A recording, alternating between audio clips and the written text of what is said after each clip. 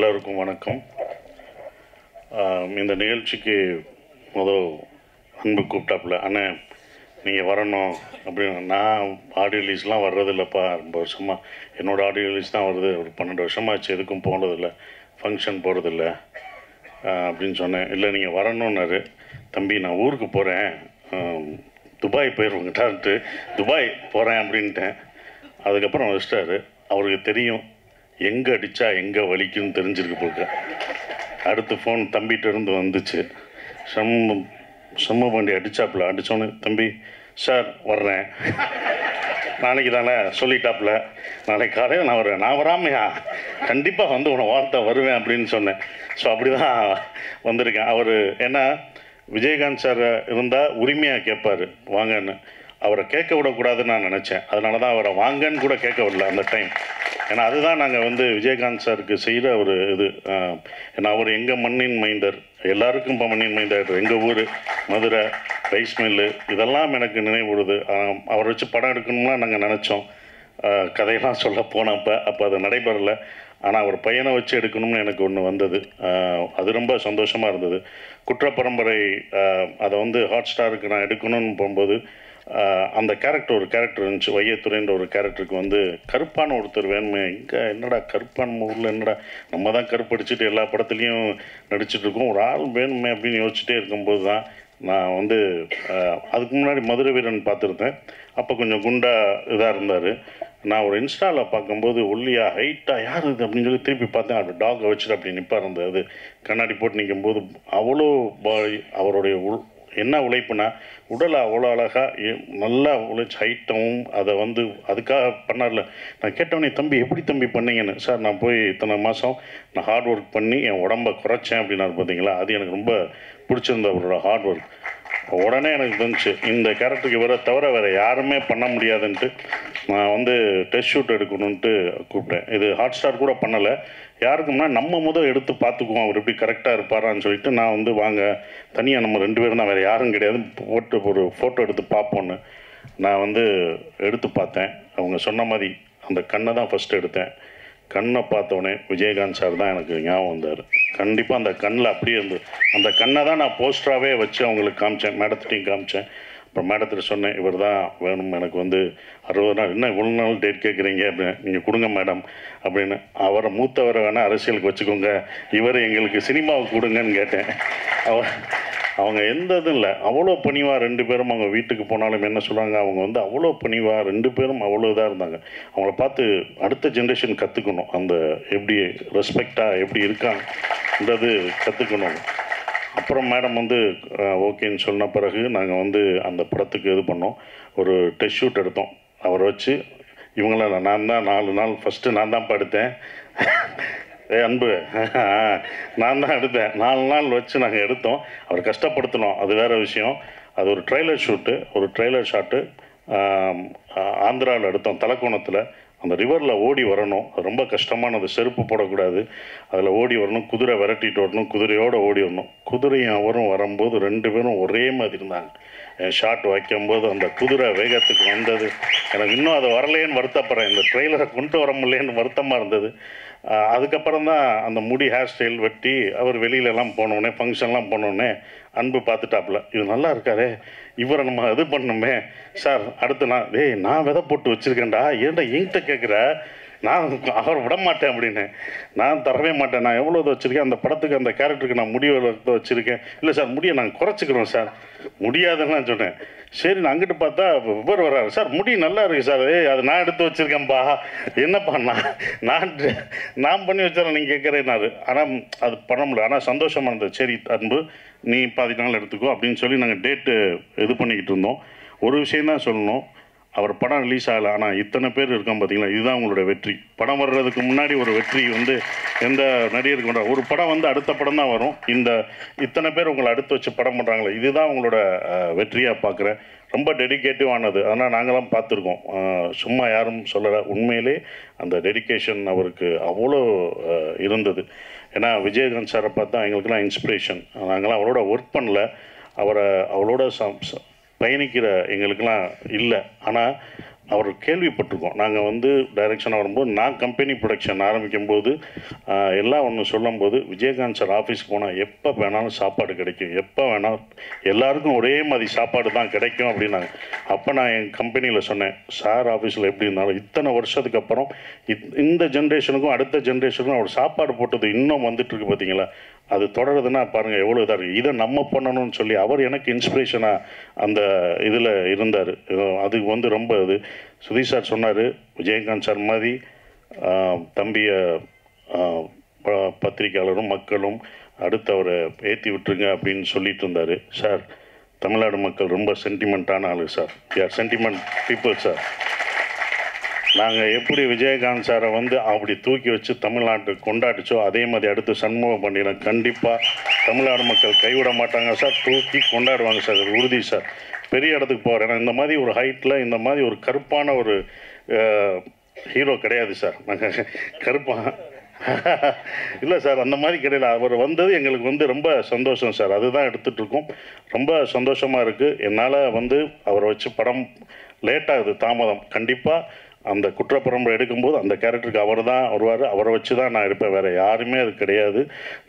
நாங்கள் வச்ச விதை வளர்ந்துருக்கு. இத்தனை பேர் நாங்கள் அவரால் பயன்படுத்தி அதை அறுவடை பண்ணுறோம். இந்த படம் கண்டிப்பாக படைத்தலைவன் பெரிய வெற்றி அடையும். அது அன்புக்கும் ப்ரொடியூசர் எல்லாருக்கும் என்னுடைய வாழ்த்துக்கள். கேமராமேன் சதீஷ் சார், அவரோட ஒரு படம் நான் பண்ணிகிட்ருக்கேன். ரொம்ப அற்புதமான ஒரு கேமராமேன், டெடிக்கேட்டிவாக ஒர்க் பண்ணுவார். அவர் ஒர்க்கையும் பார்த்துருக்கேன், ரொம்ப அற்புதமாக பண்ணுவார். இந்த படத்தில் பணியாற்றிய எல்லாருக்கும் என்னுடைய வாழ்த்துக்களை தெரிவிச்சுக்கிறேன். அவரை வாழ்த்த வந்த எல்லாருக்கும் என்னுடைய வாழ்த்துக்கள். நன்றி. இந்த படம் வெற்றி விழாவில் சந்திப்போம். நன்றி மேடம், ரொம்ப நன்றி மேடம். பையனை எங்களுக்கு கொடுத்ததுக்கு அவங்களுக்கு தான் நன்றி சொல்லணும். அவ்வளோ அழகாக அவங்கள வளர்த்துருக்காங்க, அவ்வளோ டிசிப்ளின் பண்ணியிருக்காங்க. அது கண்டிப்பாக ஜெயிப்பார் மேடம். மக்களோட மனசு தான் ஜெயிப்பார், வெற்றி பெறுவார் மேடம். நன்றி.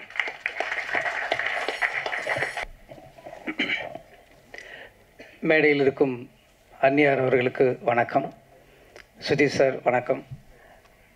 இந்த படத்தின் கதாநாயகன், எதிர்காலத்தின் நம்பிக்கை நட்சத்திரம் சண்முக பாண்டியன் அவர்களுக்கும் வணக்கம். சசி சார் வணக்கம் சார். கஸ்தூரிராஜ் சார் வணக்கம்.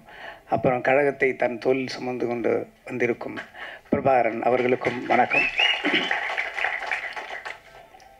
கேப்டனின் அன்பு தம்பிகள், சகோதரிகள், தமிழகம் என்றும் இருக்கும் அனைவருக்கும் எனது வணக்கத்தை தெரிவித்துக் கொள்கிறேன்.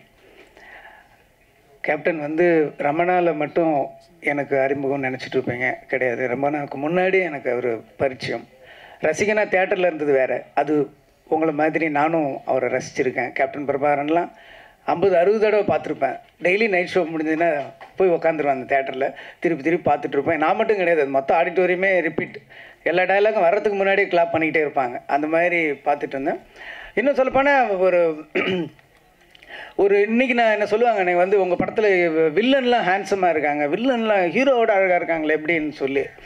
ஆனால் வில்லனை வந்து ஒரு ஹேண்ட்ஸமாக ஒத்துக்கிறதுக்கு வந்து ஒரு ஹீரோவுக்கு வந்து ஒரு பெரிய நம்பிக்கை வேணும். நீங்கள் அதை யோசித்து பார்த்தீங்கன்னா அதெல்லாம் அந்த ட்ரெண்டில் ஆரம்பித்தவர் கேப்டன் அவர்கள் தான். கேப்டன் அவரோட வில்லன்கள்லாம் பார்த்தீங்கன்னா பயங்கர அழகாக இருப்பாங்க. அதுக்கு முன்னாடிலாம் அப்படி இருக்கவே மாட்டாங்க. அந்த ட்ரெண்ட் ஆரம்பித்தது கேப்டன் அவர்கள் தான். சத்யராஜ், சரத் சார் ஆகட்டும், இன்னும் நிறைய பேர் சொல்லிக்கிட்டே இருக்கலாம். அவரோட கம்பெனியில் அவர் அறிமுகம் செய்தவர் அவர் எவ்வளோ பெரிய இது. அதுக்கப்புறம் நான் கலைமணி சார்கிட்ட வந்து ஒர்க் பண்ணும்போது செட்டுக்கு போயிருக்கேன். கருப்பு நிலா செட்டு தான். அப்போ அவர் டைலாக் வந்து கலைமணி சார், நான் அசிஸ்டண்ட்டாக இருக்கும்போது செட்டில் போவேன். ஸோ இப்போ மூலையில் இருக்கும்போது லைஃப்பில் ஃபஸ்ட் டைம் வந்து கேப்டன் நான் பார்க்குறேன். ஸோ அப்படியே பார்த்துட்டு இருக்கும்போது சும்மா சாதாரணமாக அப்படியே இருந்துகிட்டு இருப்பார். ஸோ நின்றுட்டு இருக்கும்போது என் முன்னாடி ஒரு பிளேட் வந்துச்சு, சின்ன டம்ளரில் இருந்தது. என்னன்னு பார்த்தா ஸோ மோர் அப்படின்னு நினச்சி குடிச்சு பார்த்தா ஹார்லிக்ஸ். என்னோட அது நம்ம ஒரு அசிஸ்டண்ட்டுக்கு ஹார்லிக்ஸ் நம்ம கொடுப்பாங்க ஒரு கம்பெனிலன்னு அப்படியே குடிச்சிட்டு, ஒருவேளை வேறு யாருக்கும் வாங்கினது மிச்சமா, சரி ஓகேன்ட்டு இப்படி போய் தனியாக குடிச்சு அந்த பக்கம் பார்க்குறேன். ஒரு பெரிய ஸ்டவ்வில் ஒரு பெரிய பேரலில் வந்து ஹார்லிக்ஸை உடச்சி உள்ளே கொட்டிகிட்டு இருக்காங்க. நான்லாம் ஊரில் ஹார்லிக்ஸ்னால் உடம்பு சரியில்லைன்னா வாங்கி கொடுப்பாங்க. அப்போ தான் அதையும் அப்படியே இந்த பக்கம் திரும்புறதுக்குள்ளே வீட்டில் இருக்கிறவங்க எல்லோரும் அப்படியே வாயில் போட்டு காலி பண்ணாங்க. வந்து ஹார்லிக்ஸ் வந்து ஒரு சினிமா கம்பெனியில், அதுக்கு முன்னாடி நான் கலைமணி சார்கிட்ட ஒரு 10 செட்டுக்கு போயிருக்கேன். அந்த மாதிரி நான் பார்த்ததே கிடையாது. ஹார்லிக்ஸ் ஆகட்டும், இளநீ ஆகட்டும், இது எல்லாருமே சொல்லியிருப்பாங்க. நான் கண்ணால் பார்த்துருக்கேன். சபரிமலை மாலை போட்டவங்கெல்லாம் வந்து கற்பூரில் கோவாவில் ஷூட்டிங் நடந்துட்டு இருந்தப்போ அப்போ அந்த அவங்க சாப்பிட்டுட்டு இருக்கிற இடத்துக்கு வராரு. கேப்டன் வந்து அவங்க பார்க்குறாரு. பார்த்துட்டு வந்து இவங்களுக்கு என்ன எதுவும் வைக்கலன்னா, இல்லை கேப்டன் அவங்க நான்வெஜ் சாப்பிட மாட்டாங்க, மாலை போட்டிருக்காங்கல்லன்னு. அவங்களுக்குலாம் பக்கோட போடி அப்படின்னு அப்போ சொல்கிறாரு. எனக்கு வந்து எப்படி ஒரு கேப்டன் ஒரு படத்தோட கதாநாயகன் தனக்கு என்ன வருது மட்டும்தான் பார்ப்பாங்க. ஃபுல்லாக ஒரு எல்லாருமே சாப்பிடணுன்ட்டு அந்த வயிறு நிறையணும்னு நான் நிறைய விஷயம் கண்ணால் பார்த்துருக்கேன். அந்த ராஜபாதர் ஸ்ட்ரீட்டு கூட நம்ம பாண்டி பஜாரோட பேரல் ஸ்ட்ரீட் போகும்போது அந்த கம்பெனிக்கு நான் போயிட்டு இருக்கும்போது வெளியில் ஒரு 500 பேர் நிற்பாங்க. எப்பயுமே ஒரு 500 பேர் இருப்பாங்க. அப்போ கேப்டன் அவர்கள் வந்து அவர் கையால் அந்த பாக்கெட்டு சாப்பாடை கொடுப்பாரு. அதை நான் பார்த்துருக்கேன், எங்கனால பார்த்துருக்கேன். அந்த பக்கம் இருக்கிற மீடியேட்டர்ஸ் எல்லாருக்குமே அது ஒரு ஹப்பு மாதிரி இருக்கும். அந்த மாதிரி ஒருத்தரை நான் பார்த்தது நிறைய விஷயம். அந்த கேப்டன் பர்பான் அந்த ஹெலிகாப்டர் ஷாட் அப்போ நான் இருக்கேன். அந்த டைமில் நான் கீழே இருந்தேன். அப்போ அதே மாதிரி சொன்னாங்க, டூப் போட்டு பண்ணிக்கலாம் அப்படின்ற மாதிரி சொன்னாங்க. அன்றைக்கி வந்து இவங்க 2 பேருமே வந்திருந்தாங்க, அண்ணியும் வந்திருந்தாங்க. அன்றைக்கி செட்டுக்கு ஒரு அம்பாசடர் காரில் வந்தாங்க, எனக்கு நல்லா ஞாபகம் இருக்குது. அன்றைக்கி அந்த பர்டிகுலர் ஷூட்டப்போ அவங்க இல்லைன்னு நினைக்கிறேன். அப்போ மட்டும் சொல்லிட்டாங்க வந்து, நீங்கள் வந்து அன்னிக்கிட்ட மட்டும் டூப் போட்டுதுன்னு சொல்லிவிடுங்க அப்படின்னு சொல்லிட்டு சொன்னேன். இல்லை கேப்டன் வேணாம், மாஸ்டர் ராக்கி ராஜேஷ்னு நினைக்கிறேன், அவர் சொன்னார் நான் வந்து டூப் போட்டு எடுத்துக்கலாம் அப்படின்னு. ஏன் டூப்புக்கும் ஒரு உயிர் தான், அவனுக்கு மட்டும் 2 உயிராக இருக்குது அப்படின்னாரு. அதெல்லாம் அவ்வளோ பக்கத்தில் இருந்து எந்த மைக்கும் கேமராவும் இல்லாமல் காதால் கேட்கும்போது ஒரு பெரிய மிரட்சி உண்டாயிடுச்சு, ஒரு மரியாதை உண்டாயிடுச்சு. அதுக்கப்புறம் அந்த ஷாட் அவரே பண்ணார். ரொம்ப கஷ்டம், நீங்கள் நினைக்கிற மாதிரி கிடையாது. ஒரு ஹெலிகாப்டர்ன்றது இந்த பக்கம் வெயிட்டு போட்டால் இந்த பக்கம் அதுக்கு தகுந்த மாதிரி வெயிட் போடணும். இல்லைன்னா அன்பேலன்ஸ் ஆகி ஹெலிகாப்டர் வந்து அது மேலே இதாக ஆரம்பிச்சிடும். இப்போ இருக்கிறதுல ரொம்ப ஸ்ட்ராங்கு. அந்த மாதிரி இருக்கும்போது கேப்டனோட வெயிட்டை மெஷர் பண்ணி அதுக்கு தகுந்த மாதிரி இந்த பக்கம் ஒரு வெயிட் வச்சு அதை பேலன்ஸ் பண்ணி இங்கேருந்து போனால் நீங்கள் ஒரு 20 அடிக்கு மேலே தான் அவர் கேப்டன்னு தெரியும். அதுக்கப்புறம் போனால் ஒரு உருவம் தெரியும். இங்கேருந்து ஒரு ஜூம் எவ்வளோ ஃபாலோ பண்ண முடியுமோ அவ்வளோதான் தெரியும், அதுக்கு மேலே தெரியாது. ஸோ எவ்வளோ நடிகர்கள் வந்து நடிக்கும்போது ஒரிஜினல் பண்ணுவாங்க, பாடி டபுள் பண்ணுவாங்க, ஃபேஸ் ரீப்ளேஸ் பண்ணுவாங்க, சிஜி பண்ணுவாங்க, எவ்வளவோ பண்ணிவிட்டு நான் தான் பண்ணேன்னுவாங்க. ஆனால் தான் பண்ணிவிட்டு வெளியில் வந்து நான் பண்ணேன்னு சொல்லாதீங்க, டூப் பண்ணேன்னு சொல்லுங்கள் அப்படின்னு சொன்ன ஒரு பெரிய மனசு உள்ளவர் நான் அன்றைக்கி தான் நான் நேரில் பார்த்தேன். அதுக்கப்புறம் ரமணா உருவாகுச்சு. ரமணா உருவாகும் போதும் சரி, ஃபைட் சீன்லாம் பார்த்தீங்கன்னா ஃபைட்டர்ஸ் எல்லாரோட பேரும் தெரியும். எல்லோரும் சின்ன சின்ன ஃபைட்ரு, அந்த கம்பி கட்டுறவங்க, ரோப்பு இழுக்கிறவங்க எல்லார் பேரையும் எல்லாருக்குமே தெரிஞ்சிருக்கும். அப்போ அந்த கம்பி ரோப்புலாம் அப்படின்னும்போது நீ ஃபைட்டருக்கு வேணால் வை, எனக்கு வைக்காது அப்படின்றவர். என்ன இல்லை நான் இன்ன வரைக்கும் நான் ஒரிஜினலாக தான் பண்ணியிருக்கேன். நான் ரோப் வச்சு பண்ணேன்னா இதுக்கப்புறம் பண்ணது எல்லாமே நான் பண்ணது இல்லைங்கிற மாதிரி அர்த்தமாகிடும் அப்படின்னு சொல்லி எல்லாத்துக்கும் பார்ப்பார். ஃபைட்டர்ஸ் பண்ணும்போது உட்காந்துருப்பார். கேரவன்னு ஒன்று கிடையவே கிடையாது. ஒரே ஒரு சீன் வந்து ரெட் ஹில்ஸில் எடுத்தேன். அப்போ ட்ரெஸ் சேஞ்ச் பண்ணுறதுக்கோ காஸ்டியூம் சேஞ்ச் பண்ணுறதுக்கோ ஒரு இடம் இருக்காது. ஏன்னா ஃபுல்லாக அந்த ரெட் ஹில்ஸ் அந்த ஒரு ஹில்ஸ் மாதிரி இருக்கும். அந்த ஏரியாவில் வந்து ஒரே ஒரு கேரவன் மட்டும் அவர்கிட்ட தெரியாமல் நாங்கள் சொல்லிவிட்டோம். அதுக்கு அவ்வளோ திட்டினார். யாரை கேட்டியா கேரவன் சொன்னி? இன்றைக்கி போய் ஒரு ஷூட்டிங் போனீங்கன்னா ஷூட்டிங் அங்கே நடக்குதுன்னா 1 கிலோமீட்டர் கேரவன் ட்ரெயின் மாதிரி நிற்கும். அவ்வளோ பேருக்கு கேரவன் இருக்கிற இடத்துல அன்றைக்கி ஒரு நாள் கூட கேரவன் யூஸ் பண்ணதே கிடையாது. ஒரு நாள் யூஸ் பண்ணேன். அவர்கிட்ட கேட்காம நான் தான் சொன்னேன், காஸ்டியூம் சேஞ்ச் பண்ணணும், க்ரௌடு வரும், உள்ளே வந்தால் அவர் அங்கே வந்தாவே இங்கே பட்டாசு வெடிக்க ஆரம்பிச்சிடுறாங்க. ஸோ அதனால் நீங்கள் வந்து கேரவனில் இருங்கன்னா ஒத்துக்கவே மாட்டேன்ற. கேரவன் ஆக்சுவலி அன்றைக்கி ஒரு ஸ்டூலில் உட்காந்துருவார், பின்னாடி சாய மாட்டார், பின்னாடி கூட அப்படியே உட்காந்துருப்பார். அப்படியே உட்காந்துட்டு யார் என்ன பண்ணுறா அதை மட்டும்தான் பார்த்துக்கிட்டே இருப்பார். விறுவிறுன்னு வேலை நடக்கும். மற்றவங்க என்ன வேலை பார்க்குறாங்க, வேகமாக வேலை நடக்குதா, என்ன சாப்பிட்றாங்கன்றது மொத்தமாக அப்படி ஒரு நெட்வொர்க் மாதிரி வச்சுக்கிட்டு எல்லாரோட கேரையும் எடுத்துக்கிறவர். அவர் ஈவன் டைலாக்லாம் உங்களுக்கு வந்து தெரியாது. ரமணாவில் வந்து எந்த டைலாக்குமே நான் 2 டேக் மேலே போனதே கிடையாது. எந்த டைலாக்குமே 2 டேக் மேலே நான் போனதே கிடையாது. கேப்டன் மேடல் அப்படி பேசுவார், இப்படி பேசுவார், என்ன எதுன்னா அன்றைக்கி நான் பார்த்தப்ப நீங்கள் வந்து அந்த சீஃப் மினிஸ்டர் அந்த ஒரு லிஸ்ட்டு சொல்லுவார், தமிழ்நாட்டோட லிஸ்ட், அந்த புள்ளி விவரம்லாம் சொல்லுவார். 2 டேக் போச்சு. ஒரு கேமரா வந்து கரெக்டாக செட்டில் ஆகலை, அதனால் 2வது டேக் போச்சு. ஆனால் அந்த ஃபுல் நம்பர் டயலாக் கூட நம்ம சொல்லலாம். நம்பர்ஸ் ரொம்ப சொல்கிறது ரொம்ப கஷ்டம். தமிழ்நாட்டில் இத்தனை ஹாஸ்பிட்டல், இத்தனை போலீஸு, இத்தனை பெட்டு, இத்தனை பேஷண்ட்டு, ஓட்டுரிமை இருக்கிறவங்க, ஆம்பளை பொம்பளைன்னு சொல்ல அந்த நம்பர் சொல்கிறது நம்ம வந்து ஒவ்வொரு தடையும் போய் செக் பண்ணி எழுதிடலாம். நம்பர் எழுதுறது ஈஸி, என்னாலே சொல்ல முடியாது. ஒரு அப்படியே ஃபுல்லாக பண்ணிவிட்டு டைலாக் எடுத்தார். இதை மட்டும் எனக்கு 2 நாள் முன்னாடி டைலாக் கொடுத்துருன்னு சொன்னார். 2 நாள் முன்னாடி டைலாக் சொன்னால் ஃபுல்லாக பண்ணார். 2 டேக்கில் சிங்கிள் ஷாட் நீங்கள் பார்த்தீங்கன்னா தெரியும். அப்படியே ட்ராலி ஃபாலோ பண்ணிகிட்டே இருக்கும். சிங்கிள் ஷாட்டில் முடித்தார். டைலாக் ஆகட்டும், நடிப்பாகட்டும், ஃபைட் ஆகட்டும், அவருக்கு ஈடு இணை யாருமே கிடையாது. கதர் சட்டையாலும் காக்கி சட்டையிலும் அப்படி ஒரு அழகனை இந்த தமிழ்நாடு இதுக்கு முன்னாடி பார்த்துருக்காரு. நல்லா யோசிச்சு பாருங்க. நீங்கள் கதர் சட்டையில் போட்டு வந்த அந்த அழகு அப்படி பார்க்கறதுக்கு கண்ணு பத்தாது. காக்கி ட்ரெஸ் அந்த போலீஸ் யூனிஃபார்ம் பார்த்தா அந்த கம்பீரத்தை பார்க்கறதுக்கு கண்ணுக்கு பத்தாது. அப்படி ஒரு ஒன்று இருக்கும். ஒரு ரியல் போலீஸு கூட நம்ம இந்த மாதிரி வரணும்டா அப்படின்ற மாதிரி ஒரு இன்ஸ்பிரேஷனாக இருக்கிற உருவம் தான் கேப்டன். நிறைய பண்ணார். அதுக்கப்புறம் என்னுடைய திருமணத்துக்கும் வந்தார். ஏன் இப்படி சும்மா மொட்டை பையனாகவே சுற்றிட்டு இருக்க, முதல்ல கல்யாணத்தை முடி, உடனே குழந்தை பெற்றுருன்னு சொல்லி எந்த ஹீரோ அப்படி சொல்லுவாங்க? யோசிச்சு பாருங்கள். படம் நடித்தா அதுக்கப்புறம் நம்பரை டெலிட் பண்ணி அடுத்த படம் ஹிட்டு திருப்பி ஒர்க் பண்ணால் தான் திருப்பி நம்பரே சேவ் பண்ணுறேன். இந்த உலகத்தில் அவன் என்ன பண்ணுறான் என்ன பண்ணுற இப்படின்னு வந்து என் கல்யாணத்து வரைக்கும் வந்து சிரமம், எவ்வளோ சிரமம். இங்கேருந்து இங்கே செங்கல்பட்டு தாண்டும் போதிலேருந்தே வண்டி டிராஃபிக் ஜாக ஆரம்பிச்சிருச்சு. கிட்டத்தட்ட ஒரு 7,000 8,000 வெஹிக்கிள்ஸ் எல்லாமே தொண்டர்கள் தான். அன்றைக்கி வரலாறு காணாத கூட்டம்னா எனக்காக கிடையாது, கேப்டனுக்காக. அந்த ஸ்டேஜில் அவ்வளோ கூட்டத்தில் நாங்கள் 2 பேரும் இப்படி முண்டிகிட்டு இருந்தோம். அவ்வளோ ஒரு வரலாற்று சிறப்புமிக்க ஒரு திருமணமாக என்னுடைய திருமணத்தை மாற்றின ஒரு கேப்டன் அவர்கள். ஒரு அற்புதமான மனிதர். இங்கே வந்து கஸ்தூராஜா சார் வந்து நானும் ஒர்க் பண்ணியிருக்கேன்னு எனக்கு சின்ன பொறாமையாக இருந்தது. ஏன்னா எனக்கு மட்டும்தான் அந்த பெருமை இருக்கும்னு நினச்சேன். அவரும் ஒர்க் பண்ணியிருக்காரு. ஸோ அந்த ஒரு மனிதரை வந்து நம்ம அவ்வளோ பக்கத்தில் இருந்து என் வாழ்க்கையில் வந்து நான் ஒரு வருஷத்தை அவரோட கழிச்சிருக்கேன் போது அந்த ஒவ்வொரு நினைவுகளும் என் வாழ்க்கையில் எப்பயுமே எதிரொலிச்சிக்கிட்டு இருக்கும். அவர் குரல் எப்பயுமே என் காதில் கேட்டுக்கிட்டே இருக்குங்கிறது போது எனக்கு ரொம்ப அதை விட ஒரு பெருமை என்ன இருக்க முடியும்? அப்படி ஒரு மாமனிதர் நம்ம மண்ணில் இருந்தார். ஒரு பெரிய நம்ம வாழ்க்கையில் எப்பயுமே நம்ம கடவுள் வந்து எப்பயோ ஒரு வழி வந்து நமக்கு என்றைக்குமே ஒரு இழப்பையும் ஒரு பிரிவையும் நமக்கு வந்து யாராலையுமே ஈடு செய்ய முடியாது. எந்த மருந்தாலும் அதற்கு அதை ஆற வைக்கவும் முடியாதுன்றது வந்து கேப்டனுடைய இழப்பு. இருந்தாலும் கேப்டன் ஒரு அற்புதமான 2 சிங்கக்குட்டிகளை கொடுத்துருக்காரு. கேப்டன் வந்து எல்லாருக்கும் எல்லாமே கொடுத்துருக்காரு. ஆனால் யாருக்குமே கொடுக்காத ஒன்று இந்த படத்தோட ஹீரோ கொடுத்துருக்காரு. அவரோட 2 கண்கள். அந்த கண்ணு போதும் கேப்டன் பார்க்குற மாதிரி அப்படியே இருக்குது. எவ்வளோ பேருக்கு இண்டஸ்ட்ரியில் இருக்கிற ஒரு வாழ்க்கை கொடுத்துருக்காரு. ஆர் சுந்தரராஜன் மாதிரி சார் மாதிரி ஒரு வில்லேஜ் படத்தில் நடிப்பார். அந்த பக்கம் பார்த்தா ஆர்மியோட ஃபைட் பண்ணிகிட்டு இருப்பார். ஃபில்ம் இன்ஸ்டிடியூட்டோட இன்னும் அடையாறு ஃபில்ம் இன்ஸ்டியூட் அந்த டைமில் வந்து அவ்வளோ, இன்றைக்கி இருக்குது விஸ்காம் அவ்வளோ இருக்குது. அன்றைக்கி டைமில் அடையார் ஃபில்ம் இன்ஸ்டியூட் வந்து உள்ளே வந்தது Aabavanan sir, Selvamani sir, Udhayakumar sir, அவ்வளோ பேர் இன்ஸ்டியூட்டில் அந்த டிஎஃப்டிலேருந்து வெளில வந்ததுக்கு எல்லாமே ஒரே காரணம் வந்து கேப்டன் அவர்கள் தான். இன்றைக்கி வந்து நடிகர் சங்கம் ஆகட்டும் எவ்வளோ பேரை உருவாக்கியிருக்காரு.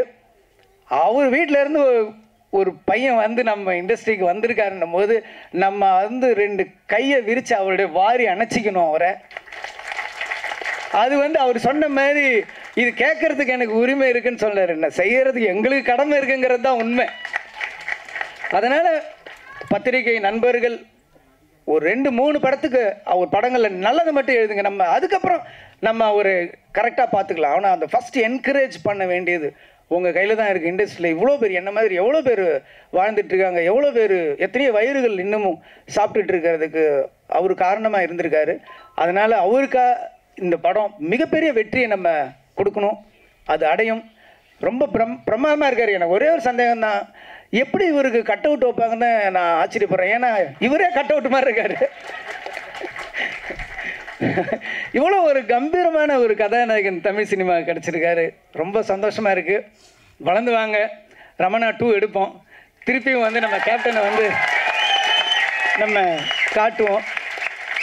இந்த படம் ரொம்ப அற்புதமாக இருக்குது. யானை வச்சு பண்ணியிருக்காரு. யானையும் ஒரு சிங்கம் நடித்த மாதிரி தான் இருந்துச்சு எனக்கு பார்க்கும்போது.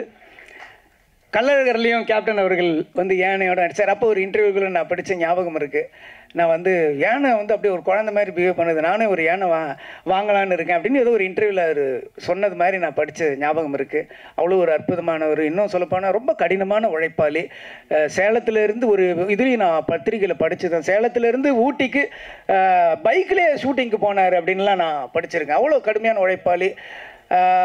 உழவன் மகன் படத்தில் வந்து ஏவிஎம் ஸ்டுடியோவில் 2 ஃப்ளோரில் வந்து ஒரு ஃப்ளோரில் வந்து ஃபைட் எடுத்துகிட்டு இருக்காங்க. ரிலீஸ் ஃபிக்ஸ் பண்ணியாச்சு.